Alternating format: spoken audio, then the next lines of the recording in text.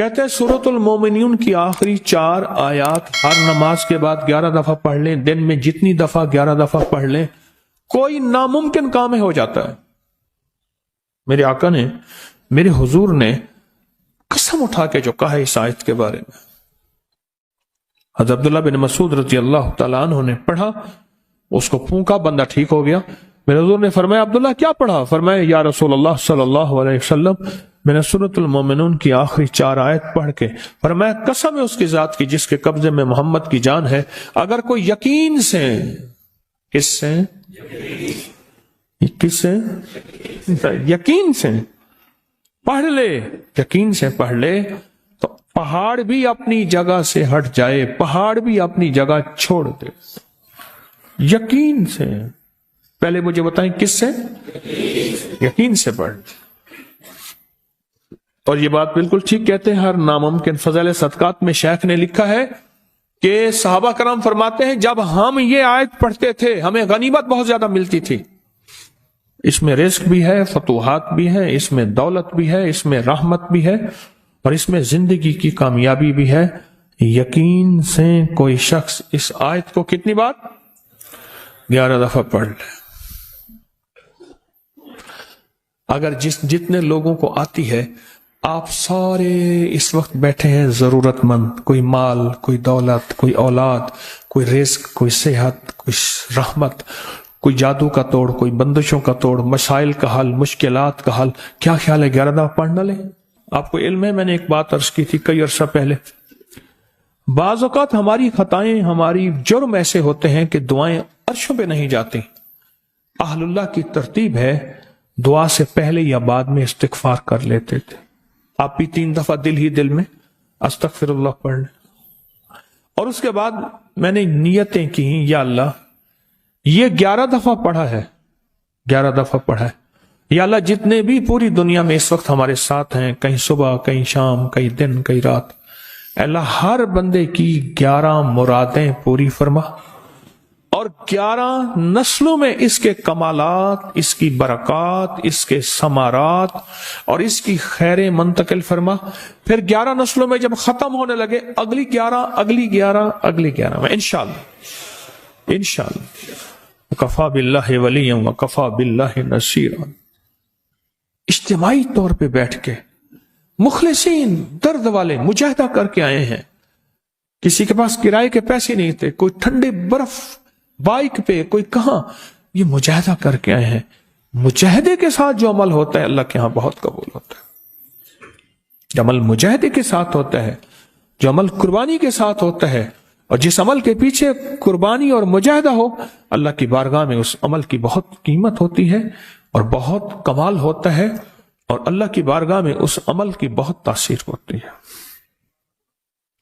تو 11 دفعہ ماشاءاللہ ہم نے پڑھا اور نیت کر لی، آپ نے بھی جو میں نے عرض کیا 11 مرادیں، اور سب سے پہلی مراد کیا کہ اللہ مجھے ہدایت دے دے، اور ہر دفعہ ہم یہ نیت کرتے ہیں ہر درس میں، اللہ میرے دل کو اپنی معرفت کے لیے قبول کر لے۔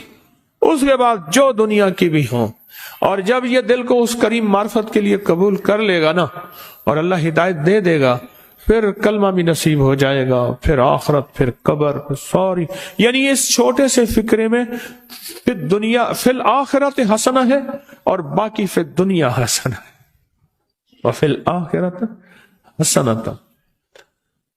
اور کون بتائے گا کس کو نفع؟ ہاں، نظر بات انسان کو گرا دیتی ہے، اور جادو کا وار انسان کو برباد کر دیتا ہے، اور جنات کا وار انسان کو تباہ کر دیتا ہے۔ یہ بدن پہ پھیریں، بدن زنجیریں ٹوٹتی جائیں گی، جسم ہلکا ہوتا جائے گا، طبیعت میں فرحت ملتی جائے گی، اور حیرت انگیز کامیابیاں ملیں گی۔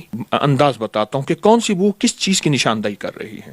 یہ سخت جادو ہے تو سمجھ لیں یہ جنات ہے، اگر اس انداز کی ہے تو سمجھ لیں نظر بد ہے۔ اس گھر کے اندر مشکلات اتنی زیادہ ہیں کہ اب تو گھبرا کے کہتے ہیں کہ مر جائیں گے، مر کے بھی چین نہ پایا تو کدھر جائیں گے، اس کا علاج۔ میرے ساتھ اس وقت موجود ہیں شیخ الوظائف جناب حکیم طارق چغتائی صاحب۔ السلام علیکم سر۔ وعلیکم السلام جناب، کیسے مزاج ہے؟ الحمدللہ کرم۔ سر ماشاءاللہ آپ کے اس وظائف سے، آپ کی روحانی علم سے آپ نے دنیا کو بہت فائدہ پہنچایا ہے. تو آج میں آپ سے دنیا کے لیے، اپنے بھائیوں کے لیے، اپنی بہنوں کے لیے کچھ وظائف لینے آیا ہوں تاکہ ان کو بھی بے لوث فائدہ جائے. کچھ آپ کو بھی فیض ملا؟ مجھے ملا تو سر میں آیا ہوں. پہلے اپنی کہانی سنیں پھر میری سنیں. سر آپ کا ایک میں نے کلپ دیکھا تھا جس میں آپ نے بتایا تھا سلام علی نوح فی العالمین کے بارے میں. تو یہ جنات کو تڑپا دینے والی آیت ہے، اور یہ میں نے ذاتی طور پہ اس چیز کو ایکسپیرینس کیا ہے. اور میرا تو واقعہ خیر کافی لمبا ہے، اور اس میں یہ ہے کہ مجھے ایک وظیفے سے اتنا فائدہ ہوا، میری زندگی بدل گئی. میں بھی آپ کا شکر گزار ہوں کہ آپ نے یہ جو وظیفہ ہے وہ پہنچایا، آپ نے بے لوث بانٹا. یہ عرض کروں گا کہ یہ جو سلام علی نوح فی العالمین ہے، یہ قرآن پاک کی آیت ہے. اس کا تعلق دراصل آگ سے ہے. وہ آگ غصے کی ہے، وہ آگ خطرناک شہوت کی ہے، غیر ضروری. وہ آگ جنات کی ہے، وہ آگ جادو کی ہے. وہ خود آگ کی آگ ہے، یہ جو موجود آگ ہے، اور وہ آگ جہنم کی ہے، اور وہ آگ قبر کی ہے، اور وہ آگ انتقام کی ہے، وہ آگ کینے کی ہے، وہ آگ بغض کی ہے، وہ آگ نفرت کی. اصل میں یہ ساری آگ ہے. سرور کونین صلی اللہ تعالی علیہ وسلم نے فرمایا شیطان انسان میں خون کی طرح دوڑتا ہے، انسانی جسم میں مفہوم ہے، یہ اصل آگ ہے. یہ آگ کا علاج ہے دراصل. یعنی کہ یہ صرف جنات کو تڑپانے کے لیے نہیں ہے سلام علی نوح فی العالمین، اس کے اور کیا کیا فائدے ہیں؟ اس کے کمال فائدے ہیں. اگر کہیں تو آج میں شاید اس پروگرام میں اس کے بہت سے فائدے آپ کو پیش کر دوں. سر نوازش ہوگی آپ کی، ہم اسی لیے آپ کے پاس آئے. جی. جو شخص یہ چاہتا ہے کہ میرا غصہ بہت زیادہ ہے اور بلڈ پریشر اتنا ہے کہ جو آج تک کنٹرول نہیں ہو سکا، جو یہ چاہتا ہے وہ صرف اور صرف اس کا علاج کرے کہ رائی کے دانے لے لے، کالے رائی کے دانے ایک مٹھی بھر لے لے. کالی رائی، سرسوں، رایا سیاہ رنگ والا مٹھی بھر، اور مٹھی اس کی اپنی ہو. اس مٹھی کو ہاتھ میں رکھے، نیچے ایک برتن پلیٹ رکھے کہ کچھ دانے اس میں اگر گرتے ہیں تو سنبھالے جائیں، اور اس کے اوپر تصور ہی میں اس بندے کا یا اپنا غصے کا، ہائی بلڈ پریشر کا، اور ٹینشن کا، انزائٹی کا، اسٹریس کا، دنیا کی ناکام علاج ہو جہاں دوائیاں ساری کی ساری ختم ہو چکی ہوں، اس کے اوپر تصور کر کے اس کو سلام علی نوح فی العالمین پڑھنا شروع کر دیں. اور تصور میں پڑھنا سانس روک کے. اچھا سب سانس چھوٹے اس پہ پھونک ماریں. 40 پھونکیں مارنی ہے. ہر سانس میں کوئی تعداد نہیں، بلا تعداد 40 پھونکیں مارنی ہے. اب کیا کرے گا؟ اس سرسوں کے کو ہاتھ سے ایسے ملے گا، اور پہلے عمل کر لے گا 40 بار، پھر ہاتھ سے ملے گا اور مل کے اس پلیٹ کے اندر چھاڑ دے گا. دوسرے دن پھر اسی کو 40 دن اسی طرح پڑھے گا، اسی سرسوں کو اور اسی سانسوں کے ساتھ. تیسرے دن ایسی. یہ 11 دن عمل کرنا ہے، 21 دن کرنا ہے، یا 40 دن کرنا ہے. پہلے دن، تیسرے دن حیرت انگیز اس کے جسم میں رزلٹ، نتائج ملیں گے، اور زندگی کی اتنی کامیابی ملے گی کہ وہ کہے گا کہ اب تک میں بھولا کہاں رہا. اور پھر اس سرسوں کو اس کو کہیں دفن کر دیں، یا کسی قبرستان میں ناپاک جگہ نہ ہو، کسی میدان میں، کسی دریا، سمندر، نہر، جھیل میں جہاں پانی صاف ہو، گندا نہ ہو، وہاں ڈال دیں. بس یوں یہ ٹھنڈے ہوں گے، اور یوں جسم کے اندر سے ٹینشن نام کی چیز، ہائی بلڈ پریشر نام کی چیز، انزائٹی وغیرہ کی نام کی چیز ختم ہو جائے گی. یہ جو کالے سرسوں لینے ہیں، یہ ہر فرد نے اپنے لینے ہیں. بالفرض گھر کا ہر بندہ اپنا کرنا چاہتا ہے، یا آپ کسی اور کے لیے کرنا چاہتے ہیں، تو یہ بات ضرور کہوں گا کہ اس کے لیے کریں تو یہ ایک ہی مٹھی کافی ہے 40 دن. اور میرا ایک مشورہ ہے 40 دن کر لیں. یہ تو ایک طریقہ ہوا. آپ نے محترم نے دوسرا سوال کیا کہ اس کے دوسرے فائدے. یہ دیکھیے میرے پاس ایک کاغذ پڑا ہے، میں اس کاغذ کے اوپر نا ایک عمل دیتا ہوں آپ کو. یہ دیکھیے، یہ میں ایک خانہ بنا رہا ہوں، باکس بنا رہا ہوں. بنا لیا؟ یہ اس وقت میں بیٹھا ہوں میرے لاہور میں. یہ مشرق ہے اور یہ مغرب ہے، یہ شمال ہے ساؤتھ، یہ جنوب ہے. ٹھیک ہو گیا؟ آپ نے مشرق، جہاں مشرق کا خانہ ہے اس کے اندر لکھنا ہے سلامن. پھر شمال کی طرف لکھنا ہے الا. پھر آپ نے دوسری سمت میں لکھنا ہے نوح. नूहन फिल, आखिर में लिखना है अल आलमीन, नूहन फिल आलमीन। ये एक नक्श है?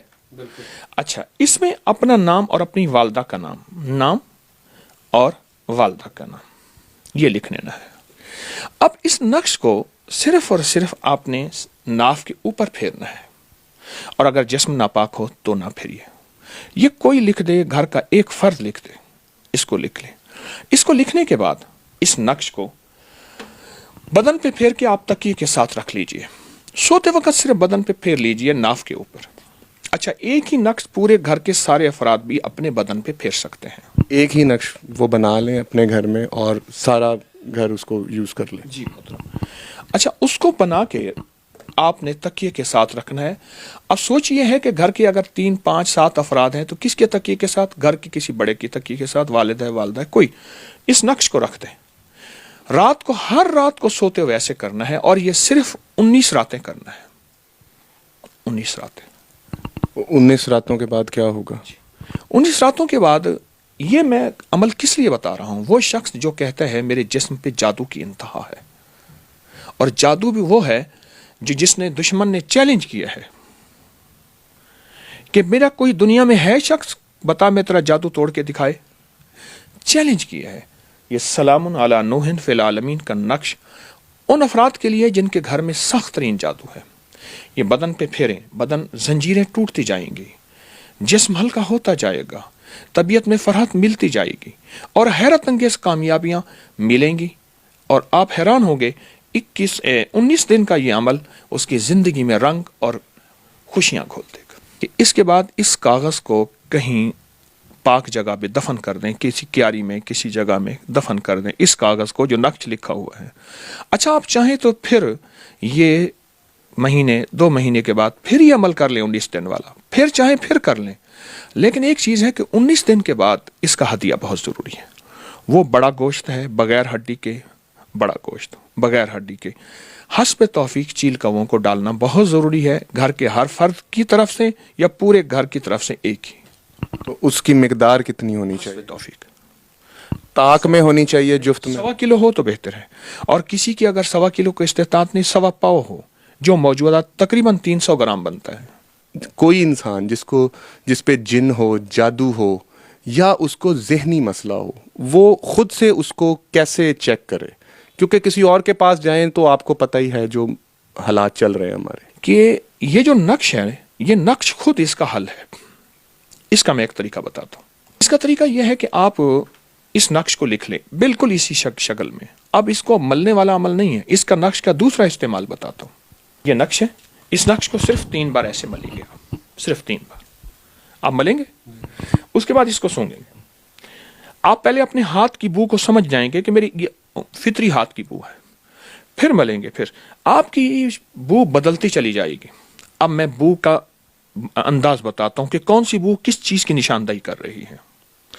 अगर तो आपके जिस्म में जली हुई बू आए, जैसे कोई चीज जल रही है, हल्की सी वो जली सी बू, और बाज़ औक़ात बहुत तेज आती है, तो आप समझ जाएं ये सख्त जादू है, और ये जादू जो है मुझ पे मुसल्लत किया गया है। और अगर आपके जिस्म से बू आए और वह जली हुई ना हो, ऐसी हो जैसे पानी सड़ जाता है, पानी को बोतल में बंद करके रखें तो उसको ढकना खोलें तो एक बदबू सी होती है पानी की। मेरा लफ्ज़ पानी का याद रखिएगा। अगर पानी की बदबू आप में से हमारे सुनने वालों ने नहीं सूंघी तो पहले पानी की बदबू को चेक करें, ठीक है? तो अगर पानी की बदबू की शक्ल में है तो समझ ले ये जिन्नात है। और अब रही नजर बद और रही बीमारी, 2 चीजें और भी बताऊंगा।